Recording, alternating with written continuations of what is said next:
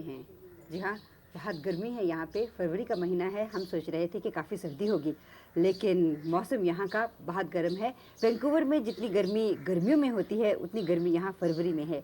इस खूबसूरत जगह में जहाँ आप हमें देख रहे हैं, मनोज कुमार जी का घर है। आज हम उनसे आपकी मुलाकात करवाना चाहते हैं।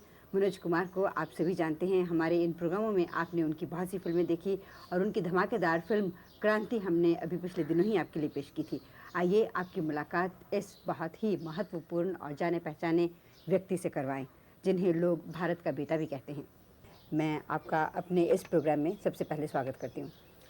सुषमा जी, पहले तो मैं आपका धन्यवाद करता हूँ कि आप इतनी दूर से आई हैं, आपका यूनिट आपके साथ आया है। और फिर मैं सब भाई बहनों को नमस्कार कहता हूँ। मनोज जी, ये बताइए कि बॉम्बे फिल्म इंडस्ट्री में आप इतने बरसों से हैं, यहाँ पे आपने अपना एक तरह से नए तरीके से अलग थलग तरीके से नाम बना रखा है, जिसे कि आपकी अपनी ही छाप दी जाती है, जिसमें पेट्रियाटिज़म बहुत ज़्यादा है। आप अपनी फ़िल्मों में भारत का नाम हमेशा ऊंचा करने की कोशिश करते हैं। क्या ये जो आपकी इच्छा है जब आप फिल्म इंडस्ट्री में आए थे तभी से है, या फिल्म इंडस्ट्री में आके उसके तौर तरीके देखने के बाद आपने सोचा कि मुझे भारत के लिए कुछ करना चाहिए? सुषमा जी, फिल्म के तौर तरीके जो हैं वो हमेशा ही अच्छे थे। और आदमी ये है कि वक्त के साथ सीखता है। और एक बात हमारी परंपरा में है कि सोच के करो, करके मत सोचो। तो हर फिल्म में मैं अपना नाम भारत नहीं रखता। जैसे एक फिल्म शोर बनाई थी, उसमें भारत नहीं था, क्योंकि उसमें भारत की कुछ समस्या नहीं थी, वो एक पर्सनल प्रॉब्लम थी एक आदमी की। जी। बाकी जहाँ तक रहा देश का और संस्कृति का ताल्लुक, समाज हमें बहुत कुछ देता है, समाज ने हमें बहुत कुछ दिया। हमारा भी कुछ कर्तव्य है कि हम समाज को कुछ दें, कुछ सोसाइटी के तरफ हमारा भी फ़र्ज़ बनता है कि सोसाइटी को कुछ अच्छी चीज़ दें। जैसे कि जिसे मान लीजिए कहते हैं कि शुगर कोटेड पिल। आपने जब फिल्मों में पहले कदम रखा तो शायद अपने आप को इस्टेब्लिश करने के लिए आपने ज़्यादा तवज्जो नहीं दी इस तरफ। कमर्शियल फिल्म्स आप करते रहे, रोमांटिक रोल्स करते रहे, लेकिन एज सुन एज आपने अपने आप को इस्टेब्लिश कर लिया, आपने फिर इस संस्कृति को उभारने के लिए, लोगों में जागृति पैदा करने के लिए उपकार जैसी फिल्में बनाई। क्या ये सही है? उपकार जैसी फिल्म ने तो मुझ पे उपकार किया है। बाकी ये है कि जैसे आपने कहा कि पहले इस्टेब्लिश करने के लिए कि जब आदमी भूखा हो तो सामने जो पड़ा हो खा लेता है। पहले तो पेट की आग सताती है। जी। जब आदमी थोड़ा सा अपनी जगह पे आ जाता है तो फिर वो सोचता है कि मैं कहाँ हूँ, मेरा अगला कदम क्या होगा। आदमी सोचता है, करने वाला करवाने वाला तो वो है, आपका मतलब जिसको आपके। परमात्मा जिसको बोलते हैं, जी। जिसको अल्लाह भी बोलते हैं। आप बहुत धार्मिक विचारों के हैं?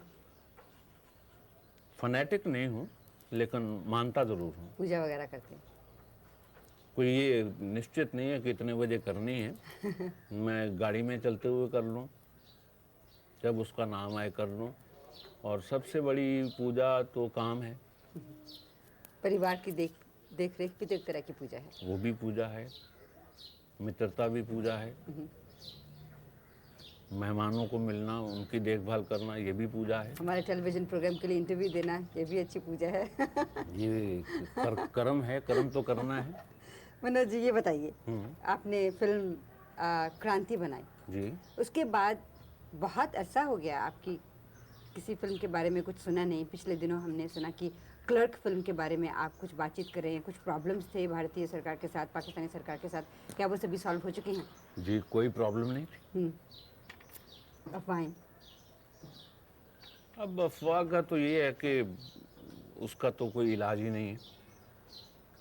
पाकिस्तान सरकार ने भाई मोहम्मद अली और ज़ेबा भाभी को इजाज़त दे दी। हमारी सरकार ने कोई एतराज़ नहीं उठाया। इजाज़त मिल गई और 18 मार्च के करीब ये क्लर्क फिल्म शुरू हो जाएगी। बाकी क्रांति के बाद एक फिल्म बनी पेंटर बाबू। जी, लेकिन उसमें आप हीरो के तौर पे नहीं आए, जी नहीं, आपके भाई साहब। मेरे भाई राजीव। जी, आपने क्यों छोड़ दिया? आपसे बड़ी उम्र के हमारे हीरोज़ अभी भी पेड़ों के आसपास घूम के गीत गाते हैं। क्या आपको वो इमेज बिल्कुल पसंद नहीं है? नहीं, वो कहानी पे डिपेंड करता है। मैं सोचता हूँ कि ये अपना अपना नज़रिया है, अपनी अपनी सोच है कि फिल्म में आप जब देखते हैं कि एक हीरोइन है, एक हीरो है, वो पहले या दूसरे सीन में एक दूसरे की टांग पकड़ के उधर से उधर फेंक रहे हैं, तो मुझे कहीं लगता है कि ऑडियंस को उनके बारे में जो रिस्पेक्ट होनी चाहिए कैरेक्टर्स के बारे में वो चली जाती है। जी। और फिर एक जिसको कहते हैं प्यास, वो रहनी चाहिए कि ये हीरो हीरोइन का मिलन कब होगा, ये बात कब होगी। जब तीसरे सीन में आपने गाने में उठा के हीरोइन को उधर फेंका तो बात खत्म हो गई। फिर तो बीच में विलन ही आएगा, मुक्का मुक्की होगी और क्या होगा। तो जब आप फिल्म बनाते हैं तो इस बात को बहुत ध्यान में रखते हैं? रखना चाहिए। हाँ, लेकिन आपकी फिल्मों में अक्सर देखा है और लोग भी बात करते हैं कि फिल्म को कामयाब बनाने के लिए आप दो चीज़ों का सहारा लेते हैं। एक तो आप फिल्म को बहुत पेट्रियाटिक बनाते हैं ताकि लोगों के दिलों को वो छू जाए।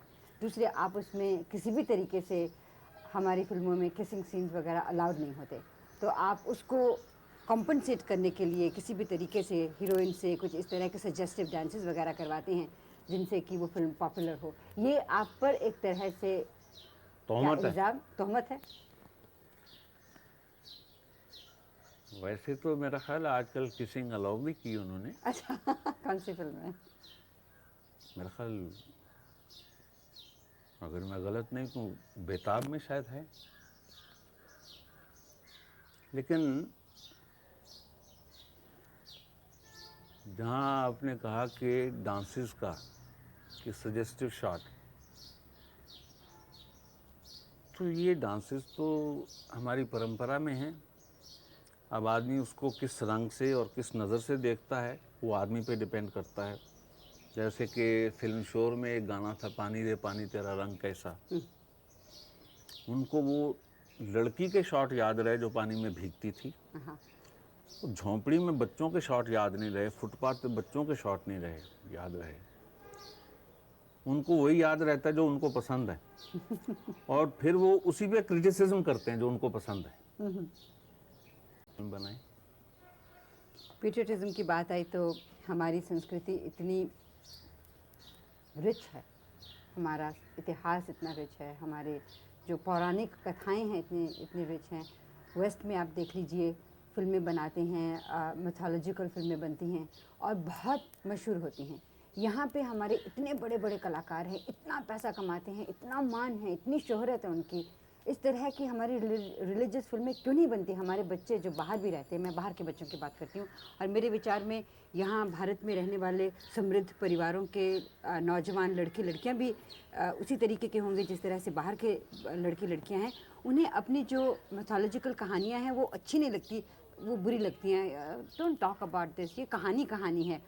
दूसरी तरफ आप 10 कमांडमेंट्स ले लीजिए या बेन हर ले लीजिए, इस तरह की फिल्में कितनी कामयाब रहती हैं। क्या कभी इस तरह का दौर नहीं आएगा भारतीय फिल्म इंडस्ट्री में जब उस चीज़ को भी उतनी खैर आजकल तो दौर सभी जगह बिगड़ा हुआ है, कुछ वीडियो कुछ टीवी, ये वक्ती बुखार होते हैं, चढ़ते हैं उतर जाएंगे।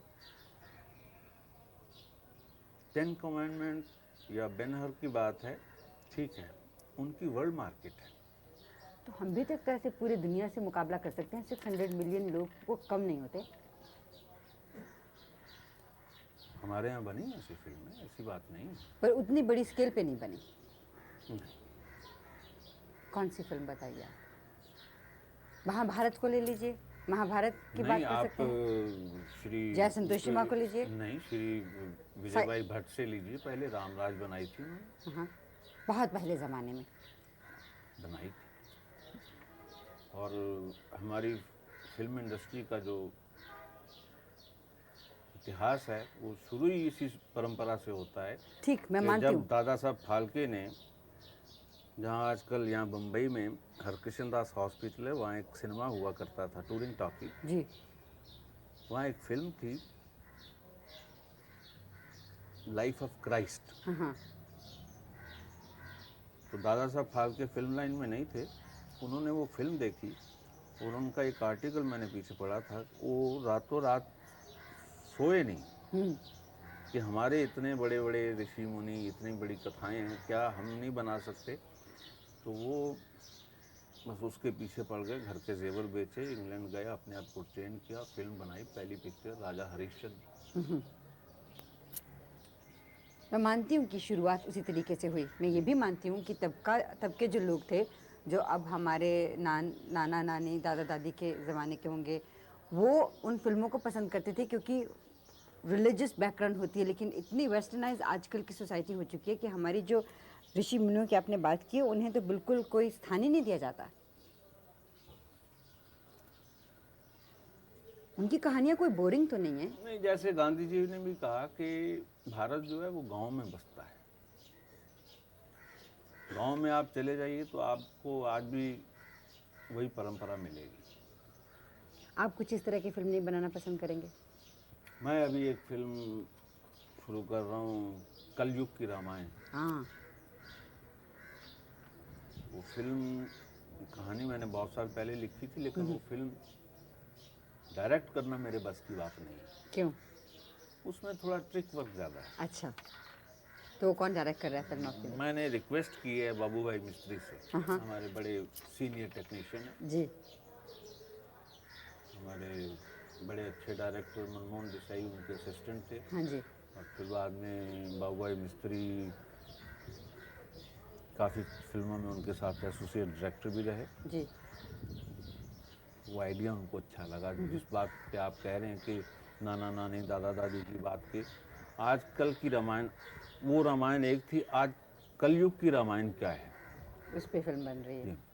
मैंने सुना है कि आप फिल्मी लाइन में तो उतनी ही दिलचस्पी लेते हैं, क्योंकि आपके भाई भी इस फिल्म इंडस्ट्री में, आपने उनको लॉन्च किया है। आपकी बेटी रिकी भी अब इसी हाँ, इंडस्ट्री में है। कुणाल, हाँ, कुणाल। विशाल भी है, बड़ा लड़का, वो गाने गा रहा है अभी। अच्छा। उसके साथ फिल्म शुरू कर रहा हूँ मैं, हाँ। क्लर्क शुरू आदि होने के बाद, भारत का बेटा। अच्छा, भारत का बेटा क्यों नाम रखा है साहब ने? Son of India. उसके बावजूद आपके इंटरेस्ट में तो और हैं। सुना आप होम्योपैथी में बहुत इंटरेस्टेड हैं। क्या दोनों का मुझे मेल समझ में नहीं आया। फिल्म इंडस्ट्री, शो बिजनेस, और ये बिल्कुल टोटली डिफरेंट।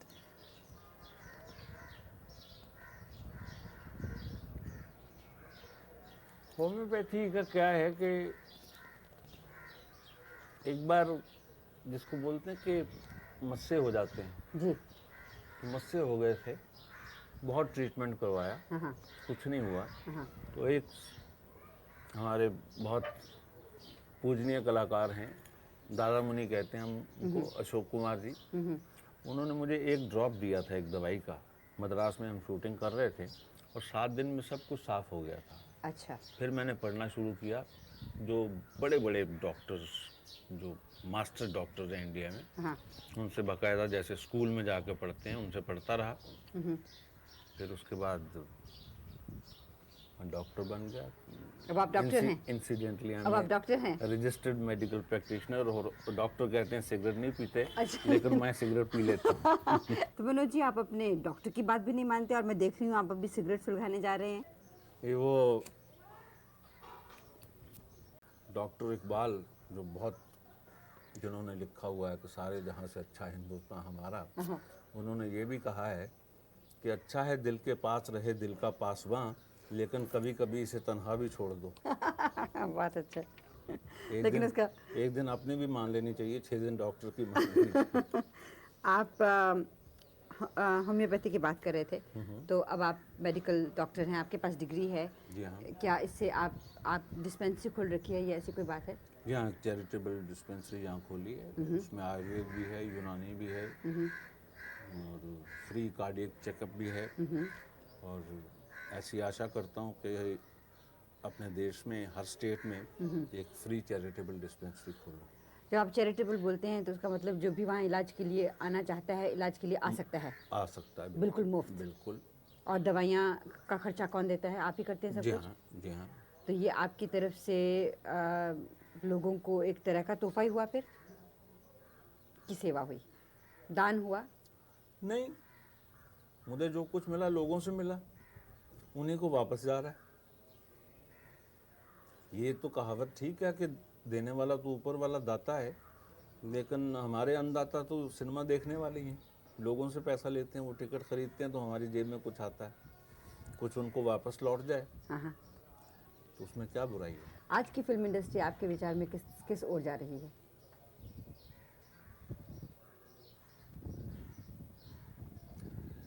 इंडस्ट्री वैसे ही रंग बदलती है जैसे बम्बई के मौसम, जैसे आपने कहा था कि फरवरी में भी इतनी गर्मी है, वो जिस तरफ भाव चलता है, नदी को मिलता है, उस तरफ मुड़ जाती है, कभी नरम कभी गर्म। उसका ट्रेंड बदलता रहता है। नदी आपको इस इंडस्ट्री से कोई शिकायत शिकवा है? जिस इंडस्ट्री ने इतना कुछ दिया उससे कौन शिकायत कर सकता है, वो तो माँ समान है। आप अपने बेटे को इस इंडस्ट्री में आपने लॉन्च किया है, लेकिन मैं समझती हूँ कि बाकी स्टार बेटों की तरह आपने उतनी धूम धड़ाका उसके लिए नहीं किया जितना बाकी स्टार पेरेंट्स ने किया। देखिए, मेरे पिता, स्वर्गीय पिता, फिल्म लाइन में तो नहीं थे, उन्होंने मुझे लॉन्च नहीं किया। क्रांति में एक छोटा सा रोल था, तो मैंने कहा ये कर सकता है। मैंने पूछा भाई करोगे? करूँगा। उसने किया, फिर जल्दी कद हो गया। He is the youngest and tallest, he 6'3". हाँ। लोगों ने कहा, मैंने कहा अच्छा है, ये ज़रा सीखना चाहिए, बाहर जाके काम करना, इंडस्ट्री को समझना चाहिए। हाँ। तो आपने से बाप लॉन्च करेगा तो ठीक है, बाप तो लॉन्च करेगा ही, उसमें कुछ रिजर्वेशन आ जाएगी। ठीक है। जाके बाहर सीखे इंडस्ट्री क्या है, लोग कैसे हैं, बात कैसे करनी है, तो उसके काम में मैं दखल नहीं देता। आपके विचार में क्या वो, आपके विचार में एक कलाकार की नज़र से अगर आप अपने बेटे को देखें तो किस तरह का कलाकार आपको लगता है?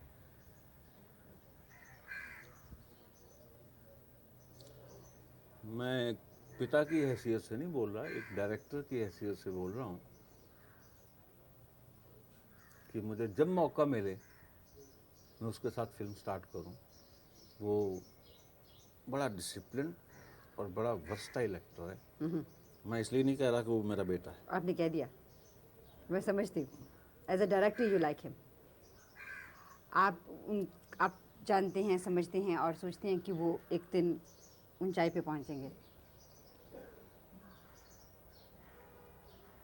मेहनत करता रहेगा, लगन लगी रहेगी, तो ज़रूर पहुंचेगा।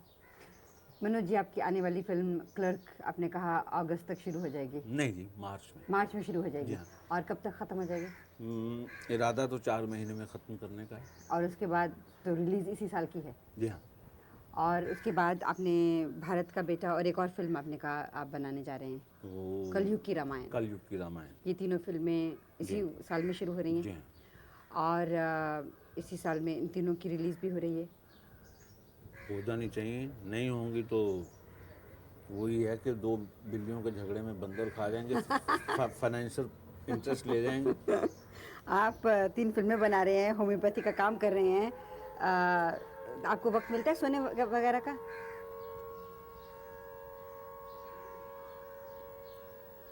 इसका जवाब तो मेरी बीवी दे सकती है। मनोज जी, मैं आपका तहे दिल से शुक्रिया अदा करना चाहती हूँ कि आपने मुझे इतना खूबसूरत इंटरव्यू दिया। मैं तो सिर्फ यही कह सकता हूँ अंत में सब सुनने वालों को, आपको, कि है प्रीत जहाँ की रीत, सदा मैं गीत वहाँ के गाता हूँ, भारत का रहने वाला हूँ, भारत की बात सुनाता हूँ।